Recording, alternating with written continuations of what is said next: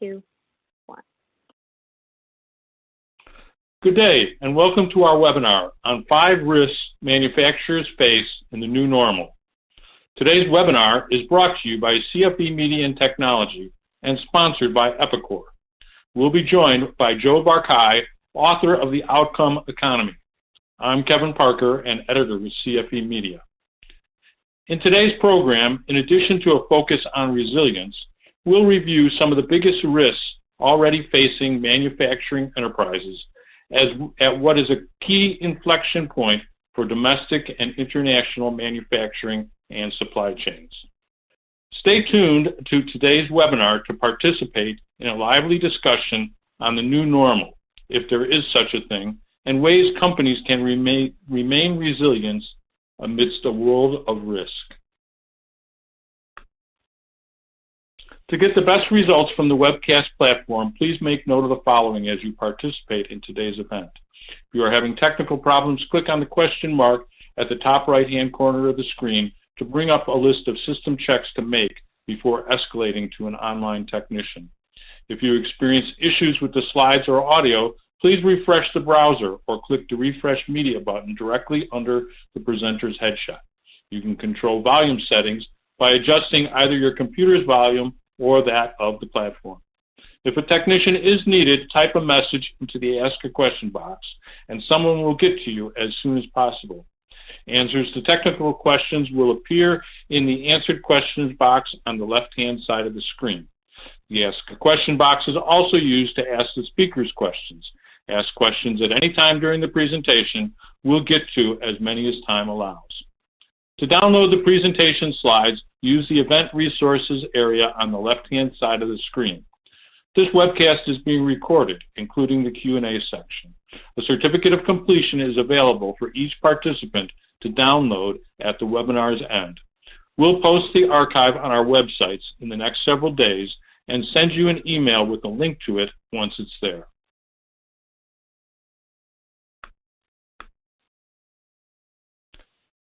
Let's begin with a brief video from today's sponsor, Epicor, addressing manufacturing enterprise issues.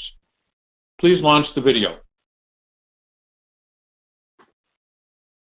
Manufacturers are facing a barrage of information about how new disruptive technologies will change the face of their industry. But for manufacturers to embrace mobile, social, analytics, cloud, and Industry 4.0, they must have a clear understanding of the technology value add within the context of today's business environment. With all this talk about Industry 4.0 and data deluge from all the interconnected devices on the factory floor and analysis in the back office, manufacturers may wonder, where does ERP fit into this new digital frontier? The reality is that ERP is more relevant in this equation than ever before, and manufacturers need the ability to contextualize data and integrate it into downstream process flows. To do this, ERP systems must be reimagined to meet the needs of new and emerging manufacturing technologies. Responsiveness demands simplicity and mobility, with tools designed to meet the specific needs of specific users. With an ERP system that delivers this, manufacturers can check off a big box on their Industry 4.0 readiness checklist and make good on the promise of real-time, actionable intelligence.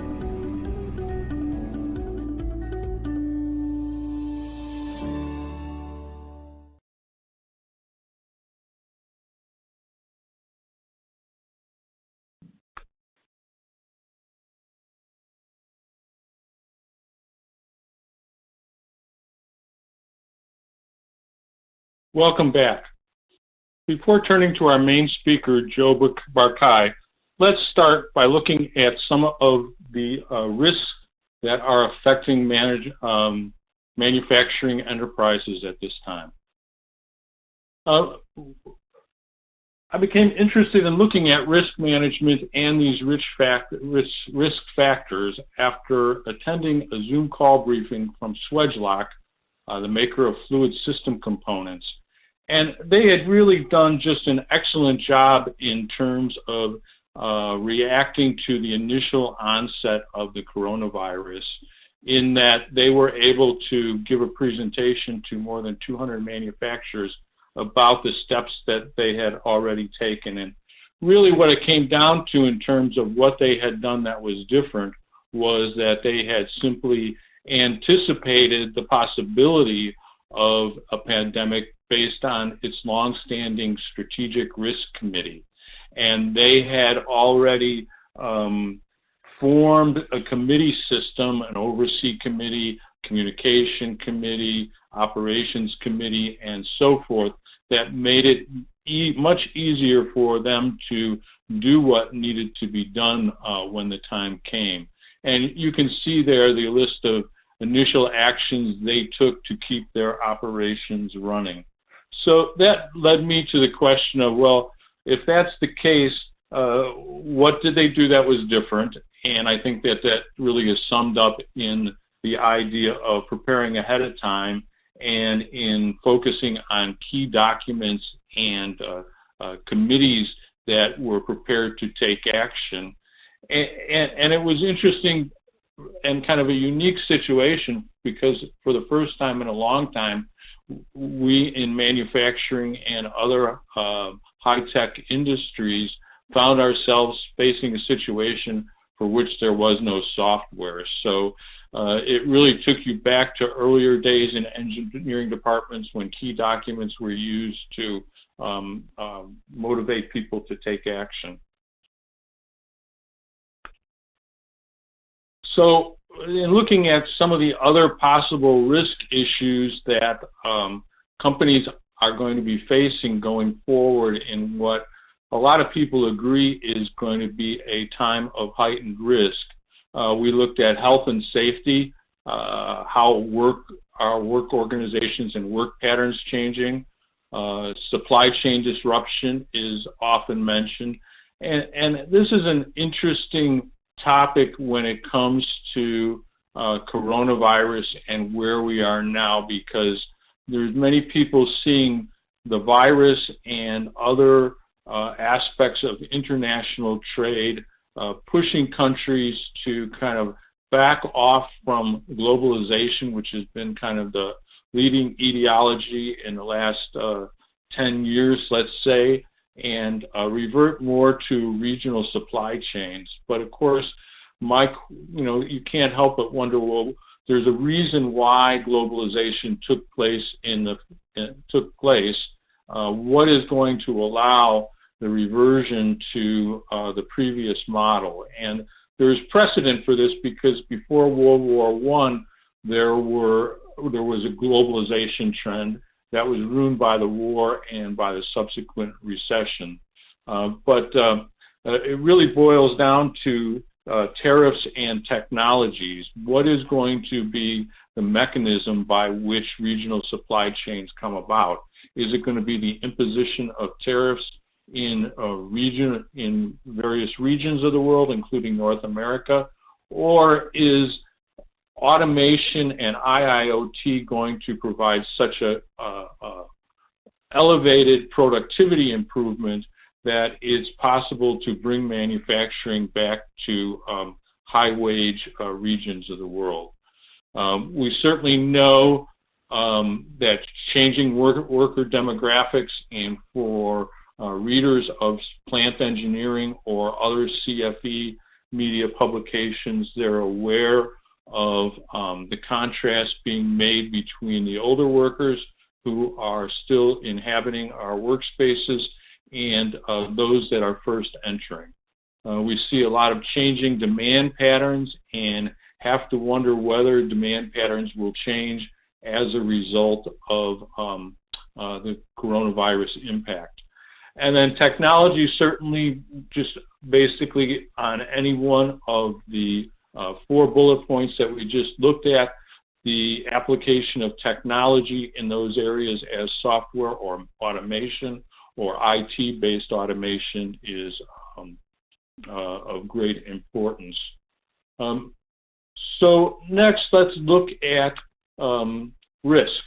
According to Wikipedia, risk management is the identification, evaluation, and prioritization of risk.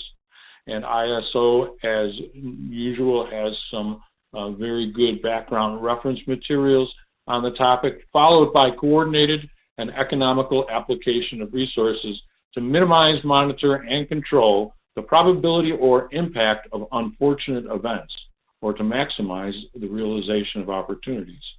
So I thought that was a good definition. So when you look at risk, there's really three kinds or categories of risk. There's a kind of controllable and preventable, which is basically keeping an eye on illegal or unethical or incorrect actions, or just having breakdowns in things that tend to break down if there's not checks and balances. Strategic risks are taking more at the corporate level, in where companies are deciding what bets they're going to place on the future. And given the environment that we live in, we'll need to be making business decisions in the very near future based on how quickly we feel the economy will recover, as well as industries impacted by tariffs or increasing regulation. And then you get more, number three, the risks that are associated with things like the coronavirus, and those are non-preventable risks that are external to the strategy and beyond the company's control. And this is where the quantitative approach really tends to break down, because it's very difficult to calculate on the basis of probabilities, what is going to happen with these possibilities that leap into our lives on a frequent basis. I thought this was interesting in that the psychology of risk is all about remaining optimistic sometimes when that's not the best policy. If many of you are probably students or like to read books about history, and in history books you often come about the observation that some group of people were really had thought they were going to succeed and everything was going to be just hunky-dory if they could just overcome this particular hurdle, which really the odds were against, and it turned out that things weren't near as good as they hoped they were. And you can see that we have strong cognitive biases to letting the group down or losing our own motivation to continue to succeed. So maybe you'll find it interesting to look over these in detail. And then, just as I mentioned at the beginning, we're definitely entering a time of higher risk. We know that climate change, while controversial, has been recognized by most of the major corporations in the world and many of its governments, and there certainly seems to be evidence for it, and it's hard to say what the consequences will be. We've got geopolitical tensions, all of which have kind of arisen with the fall of the Soviet Union and the end of kind of the bipolar geopolitical environment to one where there's just any number of micro tensions or major tensions driving events going forward. Social unrest. A big topic is what the industrial policy of the United States will be going forward. It's certainly all political parties in the United States have noticed the global trends towards government investment in industries, and that, as well as things like tariffs and automation, are really the three biggest factors that are going to be driving where manufacturing in North America goes in the next 10 years. The immediate economic risks that we're facing include that the pandemic put pressure on some consumer-based supply chains, and a continuing impact of the pandemic, which includes a real disconnect between U.S. equity markets, which have stayed steady for the most part over the last quarter or so, and consumer confidence and real problems in companies' operations that are apparent to all.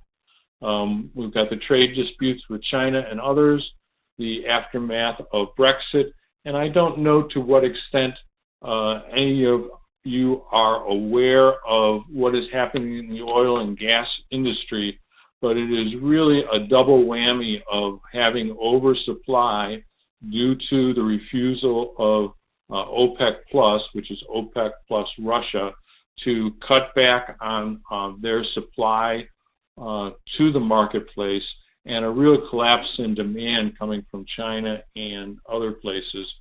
So the beautiful shale oil and gas business that's been built in the United States over the last 10 years is really devastated. And, you know, of any industry, oil and gas is always the quickest to rise and fall in terms of unemployment.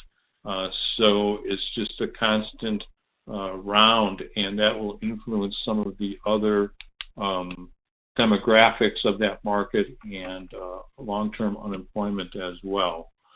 As I said, one of the things that really interests me is this paper from McKinsey, where they said that they thought one of the drivers of regional supply chains and economic nationalism will be the role of IT-based automation, and more particularly, they said that IIoT has the potential to reduce inventory from 10 to 35%, reduce waste 20%, reduce maintenance costs 10 to 15%, and labor productivity increases of 20 to 40%.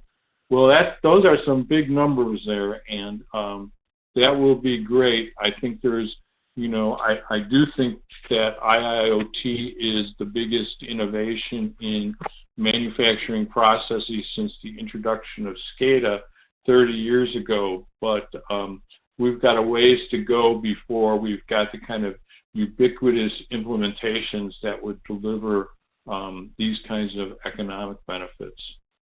The role of supply chain automation, of course, advanced planning and scheduling software introduced 15, 20 years ago was really a kind of artificial intelligence. And, you know, there's a lot of other things that can be done there to get away from the idea of demand planning as looking at the past and applying it to the future, but instead at least mixing that with real-time data that is going to better predict demand and allow you to define, you know, 1 to 12-week time horizons that can be based on replenishments and causal forecasting as opposed to lagging historical demand. So that and the really large supply chain network systems that are being put forward for multi-company coordination are going to be big, because they're really starting to work out the integration issues that has driven up the costs of those type Uber systems heretofore. In terms of the nature of work, I think some of the risks that people are discussing, as in here in this article cited from the International Labor Organization, on technology. What is the impact of technology and devices on work-related stress? Again, the demographics with the younger workers more liable to face injury versus the declining capabilities that older workers may suffer from as a result of aging. And it's really, in the oil and gas industry, it's especially noticeable because of the rounds of layoffs that eliminated people who who are middle-aged today, so that you would literally walk into meetings and find guys in their 50s and 60s on one side of the room and guys in their 20s on the other. So, you know, that's going to definitely bring some issues in coming years. We've got sustainable development, changes in work organization with long hours, gig economy, and temporary work. I don't know to what extent that really impacts the manufacturing industries, but it will be interesting to see how work patterns change in the engineering professions and in other white-collar professions as a result of the stay-at-home. Here's where we are actually at the moment. As you can see, we've got 13% unemployment. That translates into a little bit more than 19 million people. And it's ironic because until recently, many companies were encouraging older workers to leave under large-scale early retirement schemes. And the last couple of years, that hasn't been the case because prior to the pandemic, Deloitte Manufacturing Institute estimated a manufacturing labor shortage of 2.4 million people by 2028. And just to close here, I'll really briefly go through. You can download this presentation if you're interested in these numbers afterwards. But manufacturing employment was almost 13 million in 2019 with an unemployment rate of nearly 3%. You can see here the 500,000 engineers employed in manufacturing a few years ago. And you get a real kind of hierarchy of engineering professions as you dig into more of this data. Here you kind of see it demonstrated in terms of salary, where you've got the chemical engineers, then you've got the electrical engineers, followed by mechanical, well, petroleum engineers are up there as well, and finally the industrial engineers. And then you look here and you can see that also highly in demand are software developers still and computer network architects. And finally, my closing remark is that there are basically 4 techniques for dealing with risk. You can avoid it. You can kind of reduce its impact. You can share it with other people by giving it to them or insuring with them, or you can retain it by accepting and budgeting. So thank you so much for your kind attention. I hope that you found it interesting. We'd now like to turn to our second speaker, Joe Barkai. Joe Barkai is a recognized industry analyst, strategy advisor, blogger, and published author, including his book, The Outcome Economy: How the Industrial Internet of Things is Changing Every Business. His focus is on researching, forecasting, and the strategic application of technology to drive innovation and competitiveness. With more than 30 years of experience helping organizations across diverse industries chart their product and market strategies, Joe offers a unique perspective and ability to forecast future trends and articulate the business value of emerging technologies. His current research topics include the industrial Internet of Things, artificial intelligence and machine learning, autonomous driving, and mobility of the future. Joe is also the chairman of the Automotive IoT program at SAE, the world's largest organization of automotive engineers. Previously, as vice president of research at IDC, a leading global market research firm, Joe led global research across a broad spectrum of industries. Joe, welcome to today's webinar, and please go ahead. Hi, excuse me. Hello, Kevin, and thank you so much for the introduction, and thank you, everybody, for joining us today.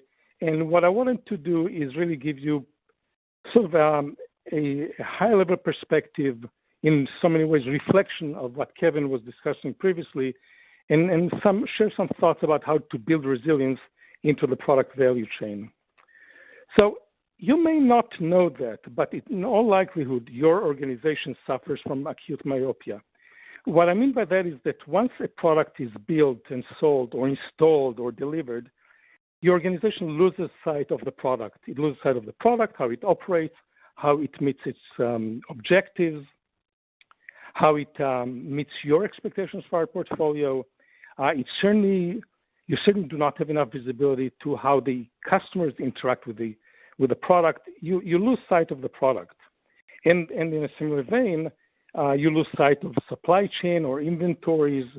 And maybe to kind of put a finer point on it, actually, you sometimes do get news about your product, but usually they come in the form of bad news. Customer complaints, warranty claims, stockouts. So what you know is missing it's incomplete, and it's really tends to be in the form of bad news. So with that perspective, recognizing the myopia, we should not really be surprised how many products fail. And, there are many, many statistics about how many products fail and how they fail. And to me, it's not critically important to kind of argue what are the main reasons for product failures as much as acknowledging that most new products fail or certainly disappoint. So not every product goes immediately to the junk heap, but rather disappoints. And then products tend to kind of die slow death. But it is interesting to see some of the reasons why products fail, including nobody wanted them. You must have heard startup companies saying something like, we were ahead of the market did not understand it.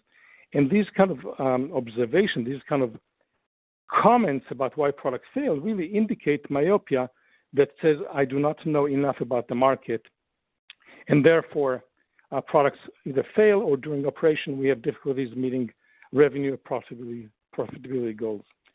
But it's really not only products. We also have issues with supply chains.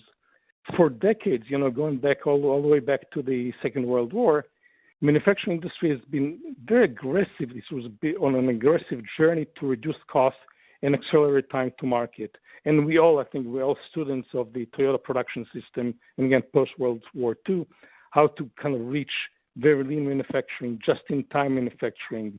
We were so gung-ho on Six Sigma-centric processes, and then maybe more recently, agile manufacturing processes have adopted methods from software development and use those to accelerate development cycles and accelerate the number of prototypes and how to go to market faster. You all heard about the minimally viable product, just to accelerate the product development life cycle. So I have to agree that the methods were able to demonstrate achievement in terms of what their goals were. In other words, lean really achieved lean inventory. Agile product development did achieve faster time to market. But what was happening with our focus on overleaning supply chains, on overclocking the product life cycle clocks and moving faster, they lead to insufficient understanding, and here again I'm coming back to the theme of myopia, insufficient understanding of visibility on the entire value chain. So I may have optimized my supply chain in some area, but I may hurt something downstream. I may accelerate time to market of a product, but I may have not noticed ramifications on quality, reliability, supply chain, etc. And part of this kind of fight for agile operations also led to unpredictable, or I might say even imbalanced capacity utilization. Kevin mentioned that I do work in automotive, and it's very typical in the automotive industry how inconsistent capacity utilization is. So you may find product lines running at over 100% capacity, beyond what are expected, whereas others in other locations, maybe remote geographies, are only at 70 or 80% capacity utilization. So the coronavirus crisis really exposed how brittle these methods are and how, and what were the results of overleaning our processes. Now, the COVID-19 crisis is really not the most recent one in the recent memory. It's not the only crisis we had, even though we kind of framing conversation today as COVID-19 pandemic conversation. But again, it's not the last time we remember.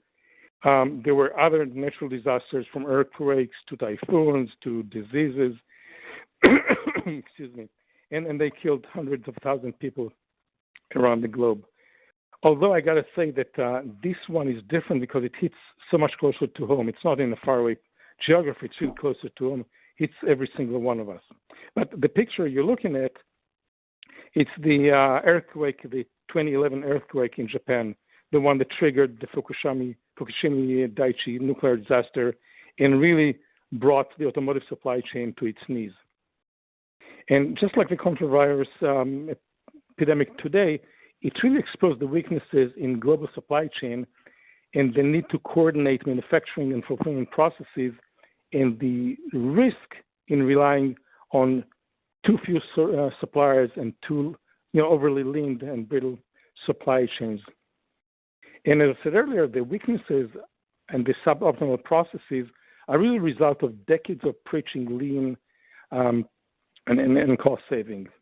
Ironically, by the way, one of the manufacturing companies that led the manufacturing world in both the theory and implementation of lean practices was Toyota, as I mentioned earlier. TPS, the Toyota production system, was adopted practically by every automotive in the world today, as well as many other companies adopted the methods and created their own methods of lean production systems. And so this was 2011, and here again, Toyota was caught flat-footed and found itself not being able to deal with the coronavirus crisis. In this case, it was more about remote workforce and uneven distribution of workforce that I mentioned in the previous slide. So Toyota are the ones that are really kind of leading the lean crusade, if you will, are also the ones who suffered the most, or one of the ones that suffered. So we didn't learn from 2011 apparently too much. And question, will we learn this one? Will Toyota learn the lessons of this crisis? Will we remember? Will you remember? Will your organization learn from the crisis? Yeah, I think that this crisis again is a bit different because it didn't happen far away. It hits every single company and individual in the company. But I'm afraid that we will remember some of the lessons. We'll implement some of them, especially around remote workforce, distributed workforce. There'll be many thoughts about the need to have large office spaces, and you read about those conversations day in and day out. But will we remember it enough to implement kind of deep lessons and address the risks that we discussed earlier, the risks that Kevin mentioned earlier in learning?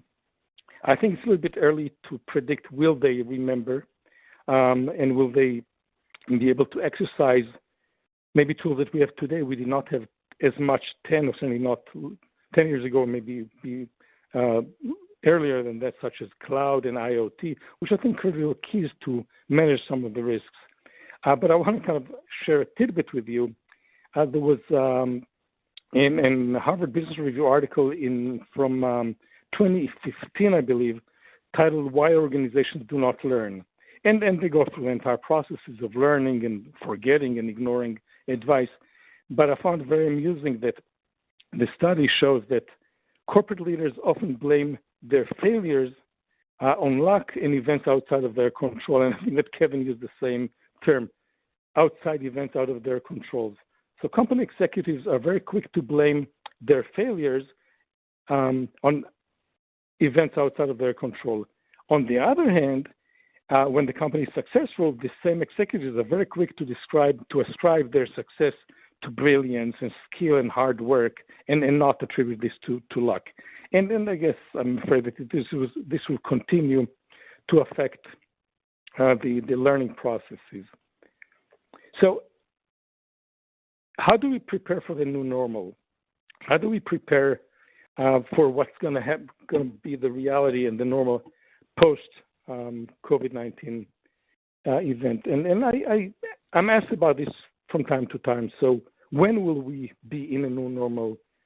How do we prepare for the new normal? And recently I started responding by saying, what if there's no new normal? What if there isn't one? Why am I saying that? When you say new normal, I think you imply, or when we say new normal, we imply there's a model. The model describes the normal state according to which we operate.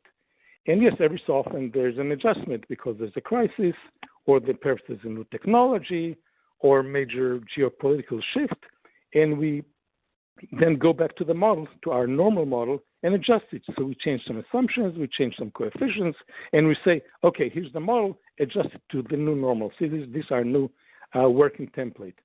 But what if the coronavirus as a theme is really telling us that things are going to change going forward, going to be changing very, very quickly, between natural disasters to geopolitical unrest to to changing economic powers. We're now watching, Kevin mentioned the U.S., I think, versus China. We also have to add the Indian economy that perhaps not tomorrow, but in a couple of years will become the second largest economy, and we're going to be very influential. So maybe the new normal keeps changing or the normal is going to be changing so fast that there won't be any. So therefore, I am suggesting that we need to think about our operations slightly differently and look for models that allow us to deliver both efficiency and resilience at the same time, but under uncertainty. So say differently, perhaps balancing stability of the organization. Stability is those normal models, established methods, and so on, but also vitality, the ability to change quickly, the ability to pivot, the ability to innovate. And, we tend to think of large organizations as being less innovative because they're stable. They don't look for disruption. They don't look for changes. But they will have no choice. They'll have to find a way to introduce higher level of vitality.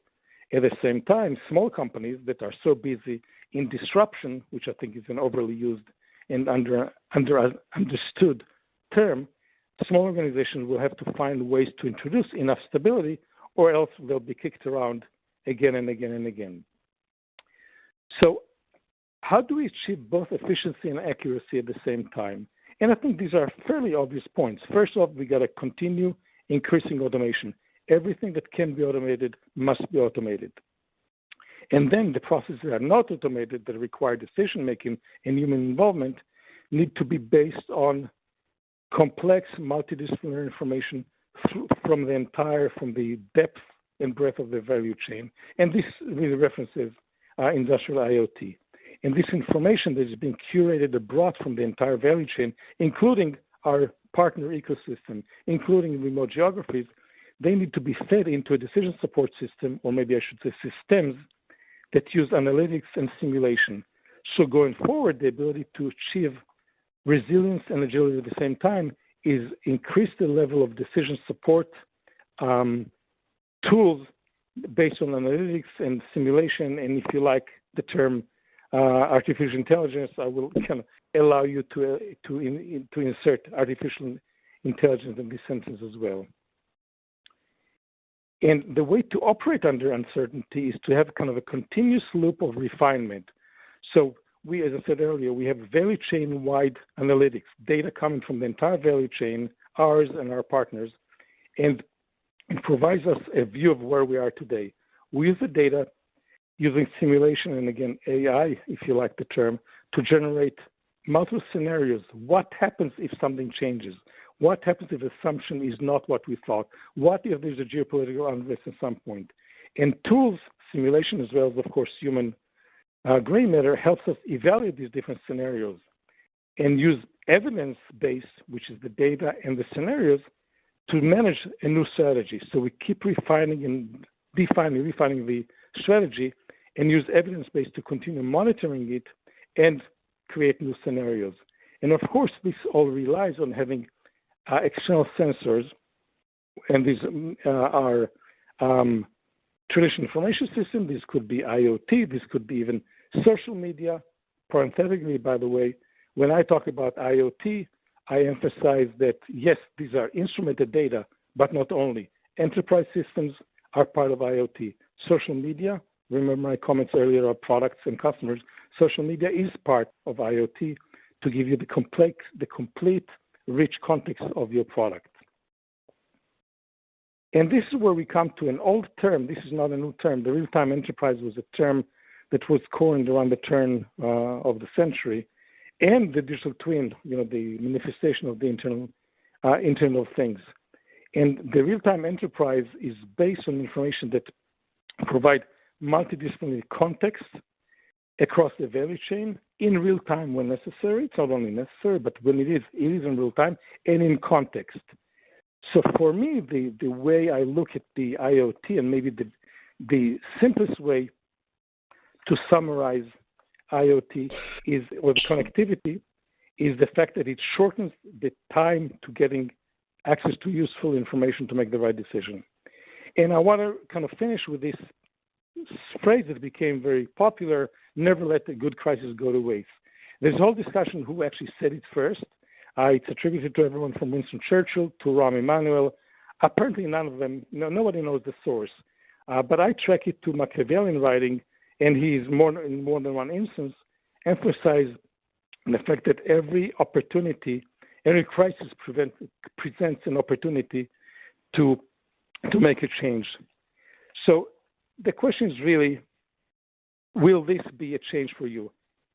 I believe that successful companies will use the crisis as an opportunity for change. And the question for us, for you, is: are you going to use the same opportunity? Are you going to just try to weather the storm and hope you come out of the other end unscathed? Or is the crisis a catalyst for change? I believe the successful companies will be different. They will be altered by the crisis. So my hope for all of us that we will be smart enough to use this as a catalyst for change and not just a transit event and a missed opportunity. So thank you thank you so much for your time. I always love to have a conversation going kind of extended beyond presentations. So whether you want to write to me, ask questions, offer comments, I'm always, I love those conversations. So I appreciate that. And again, thank you so much. And back to you, Kevin. Well, thanks, Joe. That was great. Let's turn to the Q&A portion of the webinar. To our audience, please submit your questions now. Joe, I've been looking at your blog a bit, and I have to admit I had some questions. In a reason one, you were talking about the shift from the lower rung of IIoT connectivity to a higher rung of data aggregation and complex data analytics in support of sound decision making. What are some of the issues here? I mean, where do you think we are in this evolution, and how much more maturing do you think analytics is going to need before it's really part of our day-to-day work processes? Yeah, you're right, Kevin. And for years, I don't know, maybe it's coming up to a decade, I was kind of fighting this hobby of industry analysts to count devices. How many devices are going to be connected to the internet in such and such? True, originally the IoT was about connecting devices, but the value was not that. The value was not in connectivity. And in fact, as time goes by, connectivity is becoming a commodity, and it should be like that. The question should be, how do we use this information from multiple devices, from multiple disciplines to make better decision making? And as I think you're kind of alluding to, the industry is a little bit behind there. We are getting better in connecting devices. And I'm not minimizing the challenge, because concerns about cybersecurity and the derivative of privacy, these are all important. But we need to get to a point that connectivity, as I said earlier, is almost like a utility. You get a device, you get a subsystem, and it connects to the internet safely, securely, and data is managed properly. And now it's time to start implementing analytic tools to support decision making. And I think that we are a little bit late or behind that. And I think that what will happen next, by the way, is realization that the biggest hurdle, in my opinion, for IIoT adoption, or I said, value recognition, realization, is organization change. Because what we're saying here is now we have information from multiple sources, and I read off a long list earlier: instrumented devices, enterprise systems, social media. And now we want the organization, each and every stakeholder, each and every decision maker, be able to look at the data and say, oh, I get it. I know what I need to do. Not only that, I know the impact of my decision on upstream and downstream. And it's easier said than done, because if you have a supply chain person, she may not be an expert in quality. A design engineer doesn't necessarily know the impact of his decisions on downstream manufacturing. So it will require organizations to shift slowly from value chain-driven organization to more cross-functional collaborative teams, which are closer to agile development methods. And Joe, is the way that's going to happen is every engineer is going to become his own data scientist? I mean, because if we waited to grow enough data scientists to populate the manufacturing ranks, we'd be waiting for some time. I mean, the financial industry and some of the other more glamorous industries, if you don't mind my saying, have had first pick of those people, and and they're not really as available as they would need to be to make analytics really ubiquitous. Is that correct? Yeah, you're right, and I think that we'll have a range as it is today, from people engineers who have one domain expertise, but they are skilled in other related. So mechanical engineers, some of them are very good in simulation and statistics and physics. So I think that we'll have a range. But you're right, it's not about being data scientists. I think it's perhaps a little bit misleading when we say everybody will have to be a data scientist. We should be in a position where tools present information to every decision maker in her terms and her language. Because again, if you're a supply chain person, you don't quite understand reliability metrics, but you need to know in order to source properly. I think that there's a tendency, and I think it's growing in influence, is what we call the citizen developers. So tools, especially in analytics and dashboards and some in AI, that allows almost everybody to develop the tool. So it's not kind of hardcore programming, it's a little bit more visual, maybe more intuitive, where the subject matter experts can develop their own tools environment, or if not that much, they can work with IT to develop tools that fit their need. So citizen development, I think it'll be good if citizen development as a method, as an approach, will grow. Good. Do you see, we've looked at so many previous generations of hardware and software, and, as it kind of evolves and the tree branches spread, certain of them fall off and atrophy, whether it's a type of PLC or a brand of, but to get to my point, do you see the device connectivity markets as consolidating based on commoditization in the near future? And are there any particular technologies that you think are going to be key to that?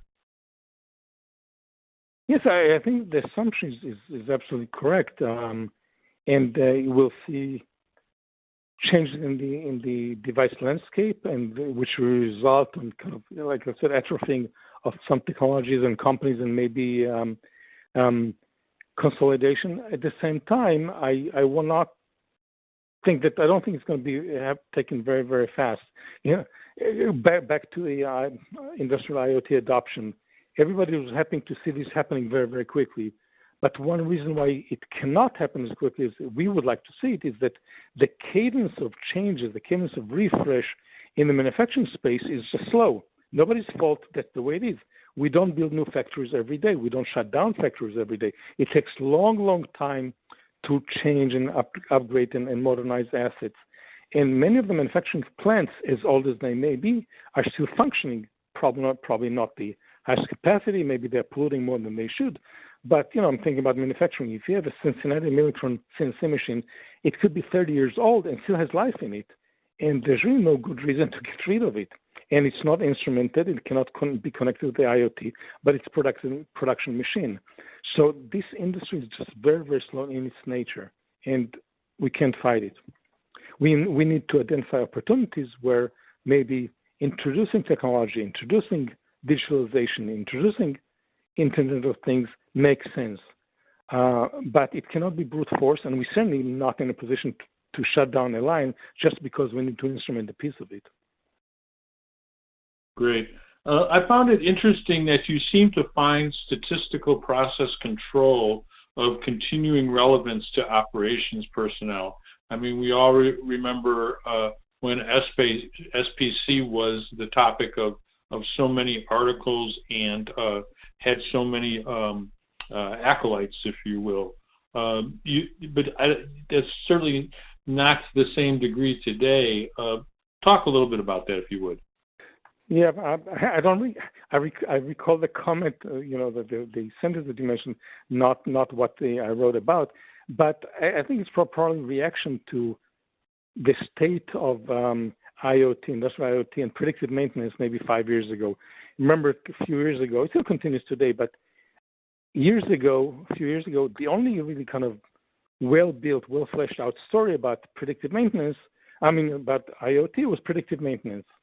And everybody was showing me demonstrations of a device with a couple of sensors sending out signals, whether vibration or voltage or probably current consumption and so on, and temperature, and to demonstrate predictive maintenance.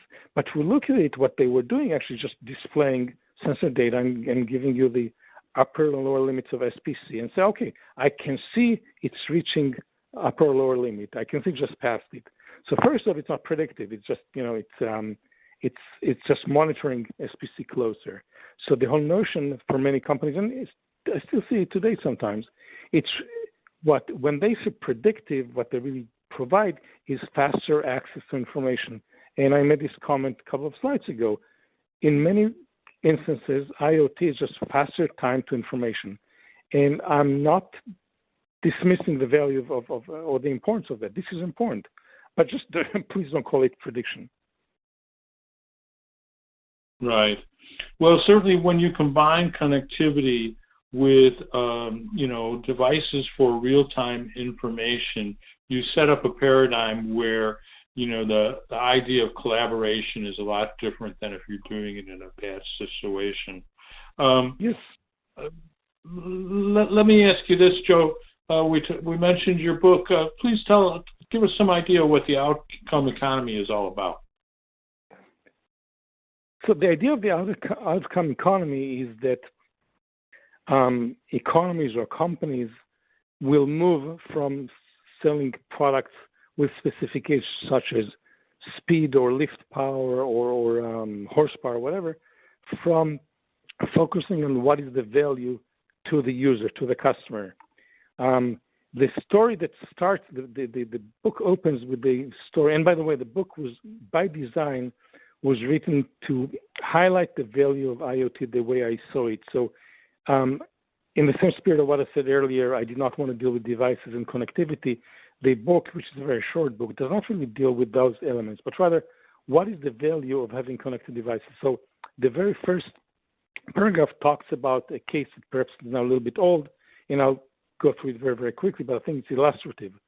The story is about the Spanish rail system. Some years ago, Spain established a high-speed rail between Madrid, Malaga, and Barcelona. This route used to be actually serviced by airlines, so most of the traffic was using airlines. So Renfe, the Spanish rail system, created a business model that said that whenever the train is late to arrive, not to depart, to arrive by more than 15 minutes, customers get their money back. So the idea was to attract customers by providing this excellent level of service. Now, if you experience trains, certainly in the United States, but even in some places in Europe, 15 minutes late is nothing. So how can you offer such a model and still hope to make money? So the trick here is Renfe now has a different set of contracts with the train manufacturers and maintainers. And that contract is written using terms of uptime. So the essence of a model of the outcome economy is that you have contracts written, multiple contracts supporting each other, written in terms of the benefit to the beneficiary, if you will. So the customer's benefit is written in terms of on-time arrival. The benefits to Renfe, who hires Siemens and Bombardier, the train makers, is in terms of uptime. So it's really kind of a combination of connected devices. The trains are connected to provide this uptime, to deliver service using new terms. And using those models, by the way, are delivered by an ecosystem. So you have to have more than one player to be able to provide this complete outcome economy model. And by the way, last time I checked, most of the traffic between Madrid, Malaga, and Barcelona is now by train. I don't think they continue to offer this, money-back guarantee, but the idea was focus on outcome the way the customer understands and cares about, not the way you understand it. And just to finish this thought, the best way ever used to describe the outcome economy was by Ted Levitt from Harvard Business School. He said, people do not want quarter-inch drills. What they want is quarter-inch holes. So focus on your product or services to deliver the hole or the on-time delivery or the compressed air or lift power. Good, or as some people put it, any way that gets you to Barcelona is a good way. That's a good one. We're coming near the end of our program for today, Joe, so I'm going to ask you kind of an open-ended question. Looking forward, what kind of topics are you most interested in researching today as projects for tomorrow? So we touched upon some of them. I continue to be very interested in IoT, but in the same spirit of what you and I have discussed is the other end, the upper end, if you will, of the technology stack. How can we use IoT to improve visibility to the entire product lifecycle, to the entire product value chain? And what I hope to see from companies in the space is more emphasis on connecting multiple types of information, multiple disciplines, and allowing decision makers to have a complete view of the product lifecycle and the value chain today and see the impact of their decisions both upstream and downstream. So this is one area. So it's building upon the same area. Many years ago, now everybody talks about AI. I actually spent many years in AI, in the previous wave of AI, building AI systems. I worked on jet engines and cars and medical equipment and so on. But we as AI scientists actually failed to deliver the value. Now there's a new wave of technologies and capabilities, and we have much better computing power. So I'm really interested in what the new wave of AI will bring. I predict a major disappointment that was going to be building up towards in the next few years, but at the end, we'll have useful tools to do that. And the last point, I'm not going to elaborate on that, is autonomous driving. I'm very involved in that in the automotive industry, and I'm interested in the future of mobility is enabled by autonomous driving. Good. Well, thanks so much, Joe, for joining us today and sharing your expertise. So that's all the questions we have time for today. And to our audience, thank you for attending today's webcast. We hope it suited your purposes. For more information, go to the website links noted in the interface. I'd like to thank Epicor for supporting today's webcast. And now that we're just about done, we'd like to hear how we did. The exit survey will pop up on your screen as soon as the webcast ends. Please take a moment to complete it as we use this information to improve our webcasts. On behalf of CFE Media, thanks for attending, and we'll see you next time.